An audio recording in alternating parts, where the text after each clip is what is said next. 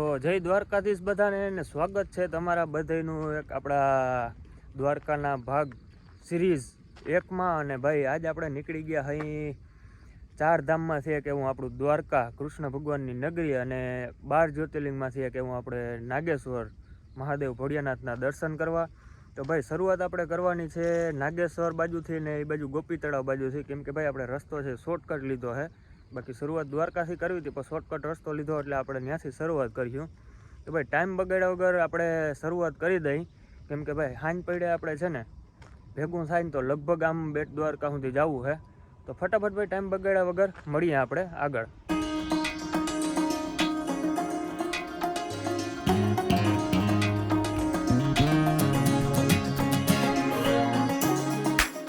આપણે શરૂઆત છે ને ગોપી તળાવથી કર્યું. અહીંથી ગોપી તળાવ થાય છે 19 કિલોમીટર. પછી ત્યાંથી આપણે ભાઈ આગળ જાઉં ઓખા બેટ દ્વારકા બાજુ. વચમાં ભાઈ જે ધાર્મિક સ્થળ ને જોવાલાયક સ્થળ આવશે ને એ બધા આપણે લેતા જવાના છે. અને શરૂઆત આપણે ગોપી તળાવથી કરવાની છે. તો ચાલો કન્ટિન્યુ. આપણે પૂગી ગયા ગોપી તળાવ અને ભાઈ અહીંનું માર્કેટ છે ને એ સરસ મજાનું છે. જે આમ બાજુ આખું બધું માર્કેટ છે અને આપણે અહીંથી અંદર જવાનું છે. તો જોઈએ અંદર, આપણે કોઈ દિવસ અહીંયા આવ્યા નથી, જઈએ અંદર.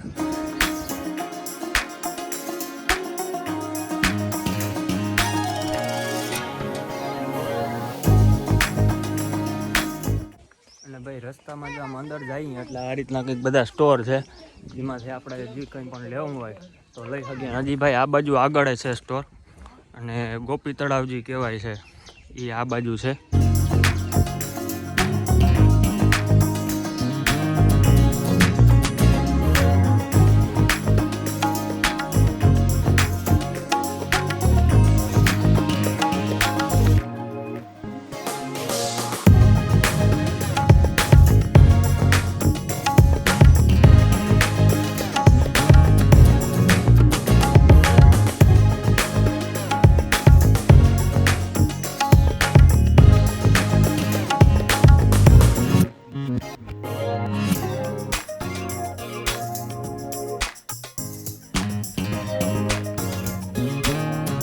ભાઈ રસ્તામાં તમે અહીંયા માર્કેટમાં આવો ને એટલે જો આ રીતના છે ને આપણે ગોપી ચંદન મળી જાય.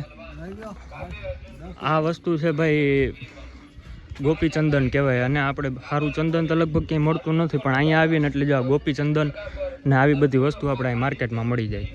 અહીંનું માર્કેટ છે ને એ બહુ મસ્ત છે. જો આમ વચમાં આપણે હાલ્યું જવાનું, સાઈડમાં બધું એ દુકાનો છે, શોપ છે બધા.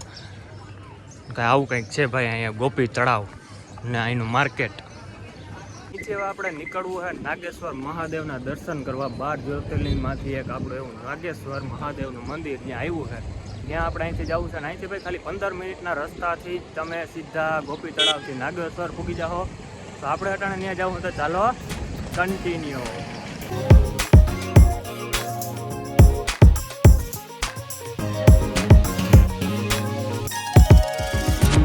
10 જ મિનિટના અંતરમાં આપણે ગોપી તળાવથી નાગેશ્વર થાય છે. ત્યાંથી આપણે અહીંયા આવી ગયા હોય નાગેશ્વર મહાદેવના દર્શન કરવા. અને ભાઈ અહીંયા કંઈક જો આવી રીતના નજારો છે સરસ મજાનો. અને ભાઈ ટ્રાફિક સવારમાં અત્યારથી જ ટ્રાફિક છે એ ફૂલ થઈ ગયું છે. જો આ બધા વાહનોની અત્યારમાં કવડી ટ્રાફિક થઈ ગઈ છે. તો ચાલો આપણે અંદર જઈ મહાદેવના દર્શન કરીએ.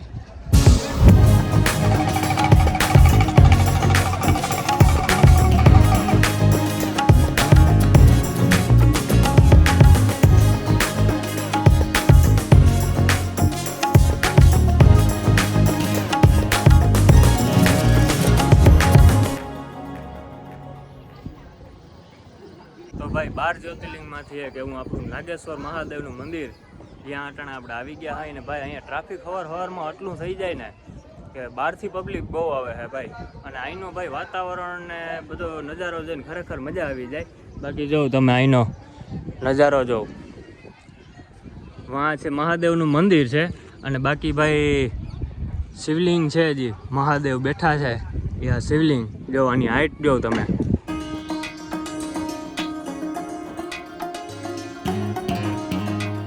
આપણે મંદિરમાં અંદર આવી ગયા છે અને ભાઈ અહીંયા સરસ મજાનું બધું ભાઈ વ્યવસ્થા ને અહીંના પબ્લિક આટલું આવે છે ને દર્શન કરવા મહાદેવના, વાત પૂછવામાં. અને ભાઈ મોબાઈલ ભાઈ મોબાઈલ ને બહુ અલાઉડ નથી, પણ બધા ફોન લઈ જાય છે અંદર, એટલે આપણે લઈ આવ્યા ભાઈ.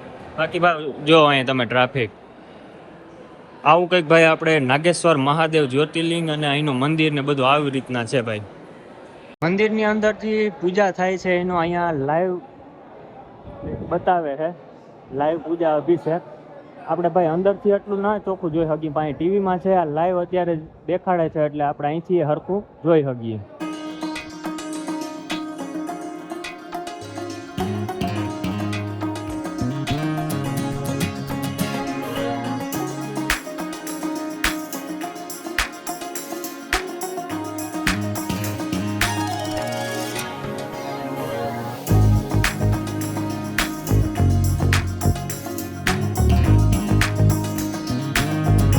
અહીંયા પૂજા અભિષેકનું કાઉન્ટર છે, ત્યાંથી આપણે એની જે પણ કંઈ પ્રોસેસ હોય કરીને પછી આપણે મંદિરમાં પૂજા કરી શકીએ. અને બાકી ભાઈ એનું ટ્રાફિક જો તમે, આ મંદિરની અંદરનો નજારો છે.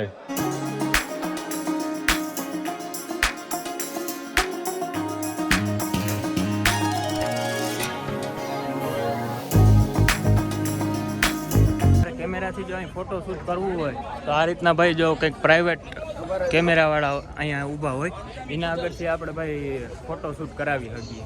બસ મજાના મહાદેવના દર્શન કર્યા અને ભાઈ બહુ મજા આવી. અહીંનું બધું છે વાતાવરણ બહુ મજા આવે એવું છે, અને ટ્રાફિક એવું થાય. બાકી ભાઈ પાછળ જો અહીંથી રસ્તા ઉપરથી મંદિરનો નજારો જોઉં તમે, મૂર્તિ ને મંદિર ને બધું સરસ મજાનું દેખાય છે. અને હવે અહીંથી ભાઈ આપણે જવું છે બેટ દ્વારકા, કેમ કે ભાઈ આપણે રણજીતપુર ચરકલા બાજુથી આવ્યા હોય, એટલે પહેલાં આ બાજુથી રૂટ ચાલુ કર્યો છે. હવે અહીંથી બેટ દ્વારકા અને ત્યાંથી પછી રિટર્ન થાવું ને ત્યારે દ્વારકા બાજુથી આપણે આવવાનું છે. તો હાલો નીકળીએ બેટ દ્વારકા.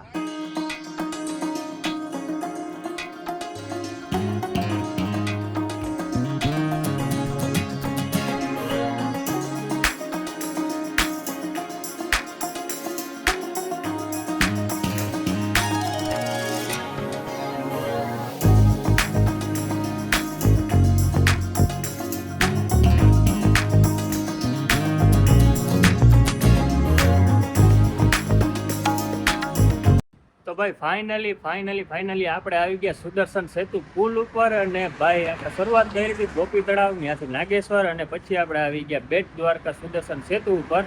તો આ વિડીયોને ભાઈ આપણે અહીંયા જ પૂરો કરવાનો છે, અને હવે અહીંથી આગળનો જે બધું છે એ આપણે બીજા ભાગમાં કવર કરવાનું છે. તો આપણે મળીએ બીજા ભાગમાં. અને ભાઈ બીજો ભાગ છે એ ફૂલ ઇન્ટરેસ્ટિંગ રહેવાનો છે, તો બીજો ભાગ છે એ જોવાનું ભૂલતા નહીં. મળીએ આપણે બીજા ભાગમાં.